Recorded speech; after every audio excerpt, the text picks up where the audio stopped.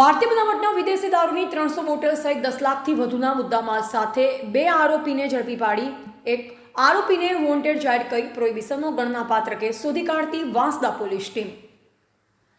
નવસારી જિલ્લાના પોલીસ અધિક્ષક સુશીલ અગ્રવાલ દ્વારા વાંસદા પોલીસ સ્ટેશન વિસ્તારમાં પ્રોહિબિશનની પ્રવૃત્તિ નાબૂદ કરવા તથા પ્રોહિબિશન લિસ્ટેડ બુટલેગરો તથા પ્રોહિબિશનની પ્રવૃત્તિ સાથે સંકળાયેલ ઇસમ ઉપર વોચ રાખી માહિતી મેળવી સફળ રેડો કરવા તથા ગણનાપાત્ર કેસ શોધી કાઢવા માટે જરૂરી સૂચના માર્ગદર્શન અનુસંધાને નાયબ પોલીસ અધિક્ષક શ્રી બીવી ગોહિલ તથા Shri KD Nakum circle police inspector સાહેબ શ્રી નવસારી નાઓએ પણ જરૂરી માર્ગદર્શન આપેલ।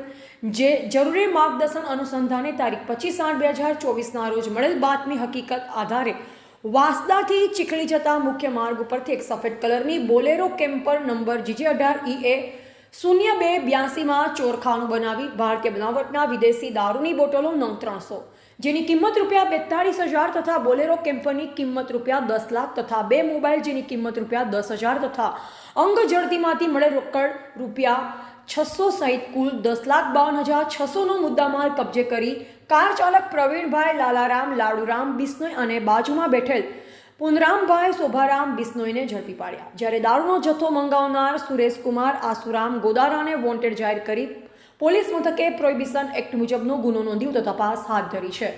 આરોપીઓ વિરુદ્ધમાં પ્રોહિબિશન એક્ટ હેઠળ કલમ 65 AE 81 98 116 મુજબનો ગુનો દાખલ કરવામાં આવ્યો। કેસની વધુ તપાસ સિનિયર પોલીસ સબ ઇન્સ્પેક્ટર જેવી ચાવડા કરી રહ્યા છે। TVT ન્યૂઝ નેટવર્ક સાથે રિપોર્ટર રસીદ બાણા, નવસારી।